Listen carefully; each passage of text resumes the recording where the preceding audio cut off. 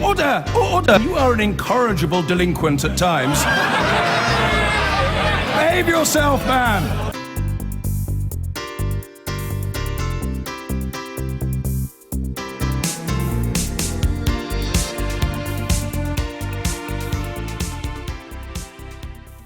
I always have a problem naming my next guest. I want to call her Angela Eagle. Powerful women in trouser suits with whom David Cameron has, shall we say, an uneasy relationship. Though these days, of course, he needs both Angela and Angela Eagle. Angela Eagle, welcome to you.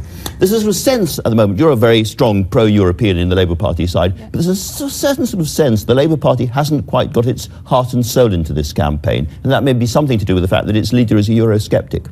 No, actually we are not split down the middle like the Conservative Party on this. I think there are only 5 members of Parliament who are going to campaign for out. We're absolutely determined and united in our determination to make certain that we get this right and we stay within the European Union, and by the time that the 24th of June comes along, we'll have made the right decision for the best interests of the country. It's more about kind of passion and oomph I'm talking about. I mean, Jeremy Corbyn and John McDonnell have voted against virtually every EU-related big issue all the way through, right back to the 1970s. And there's a sense that although they don't want the party to split, and people like you have warned them right at the beginning, you must do the right thing on Europe as you see it. They don't really care about it. It's not in their blood. They don't feel passionate about it. Jeremy Corbyn's out, campaigning about Trident yesterday, not about the EU on the edge of this huge vote. Well, actually, he did launch our campaign in Yorkshire at the Yorkshire Conference yesterday to remain in the EU. I think he recognises, as well as the rest of the party, that it's Labour votes that will keep us in Europe, and it's really important for our future as a country that we don't turn our back on the largest single market in the world, where half of our exports go, that we actually understand that workers' rights are on the ballot paper in this referendum. A lot of workers' rights are underpinned by EU regulations: equal pay for work of equal value, paid holidays, rights for part-time workers, all things that the Tory Eurosceptics want to be free of. Continuing the subject of workers' rights, however, an awful lot of your own voters, working class, traditional Labour-supporting voters, are horrified about the levels of immigration that we've seen in this country, particularly under New Labour, when, remember Peter Mandelson saying we virtually went out there and invited people to come in the old days. There was a huge increase in EU workers coming into this country, and that has depressed the wages of a lot of people who would normally vote Labour, and they are very angry about it, and they're listening to Nigel Farage in many cases more than they're listening to the Labour Party. Well, look, I think it's important that we put the Labour case for staying in and underpinning rights at work, having a higher, more productive economy, greater skills in our economy so people can earn higher wages, a more productive economy is a really important part of actually staying in Europe. Not much good if you've been undercut by a group of migrants from Eastern Europe and you haven't got a job in the first place, or you're being forced to take work at a much lower rate than you were 10 years ago. Of course, but this is about globalisation, and the way to deal with that is actually to have better skills provision, to ensure that we have higher value jobs, and part of that is about our integration with the European economy in one of the largest markets in the world. And I think if you look at both places like Norway and Switzerland, who are outside the European Union, have greater levels of EU immigration as a percentage of their population than we do. So the EU isn't actually the problem for immigration. We have to make our way in a much more interconnected world, and we can only do that by having a race to the top rather than a race to the bottom, which I fear that our Conservative government prefers. So what about the number of people coming into this country? Did the Labour Party, certainly in the old days, not get on the wrong side of the immigration argument so far as a lot of your own supporters were concerned? I remember Barbara Roach, for instance,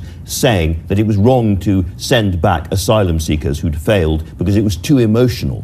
Well, look, I think Barbara Roach was trying to make a positive case for the benefits of immigration, and I think we have to remember that people who come into this country to work make our economy bigger and make us more productive. We've got to make certain that we skill our own people to take jobs and opportunities when they're available. And we've got to work to have a higher, more productive economy so wages can be higher. That is not the record of this government. Productivity but still hasn't recovered from the Great Recession. Investment, we've had a sudden dip because of the uncertainty caused by this internal meltdown that we're seeing in the Conservative Party at the moment. Labour people who are watching this interview will have heard nothing from you at all so far if they're worried about the levels of immigration to this country. Look, we have to have a controlled immigration policy as best we can in a very globalised world, and we've got to make certain that our immigration policies are fair.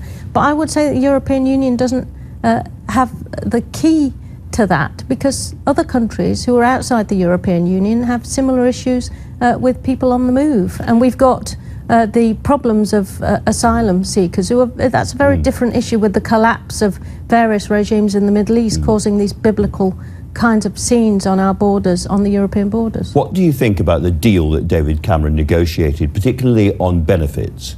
Do you think it's right that people coming into this country should have to work for a certain number of years before they get full access to British benefits? I think when you talk to people in this country, the general view, and it's one I agree with, is that people should put into a system before they take out of a system. That's always been the way that our social security system works in this country, and that seems fair enough to me. So you by and large back what David Cameron, you may not think it's enough or whatever. I don't think you agree that his deal was worth getting? I don't think the EU deal was anything other actually than a sideshow so he could manoeuvre his own party into the place he always wanted it to be. And I think the backlash from the Eurosceptics, which has shredded the party down the middle, as we've seen in the papers today, is the result of that kind of cynical manipulation. But actually, the argument for staying in the European Union is still very, very strong, as Alan Johnson has said, regardless of what the Prime Minister has been negotiating. It's the largest single market in the world. Sure. We do half our trade with it.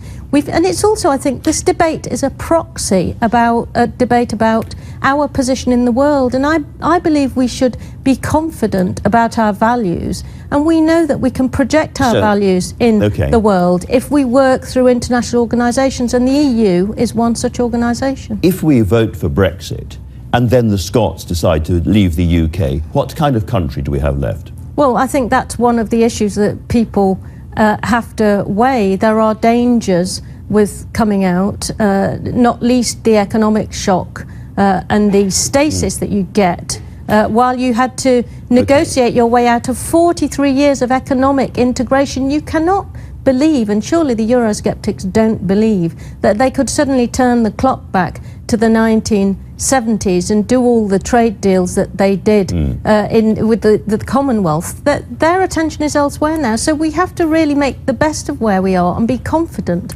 that we can get the best out of it, and I believe we can. Talking of turning the clock back to the 1970s, a huge CND demonstration in London yesterday, a massive one, addressed by Jeremy Corbyn.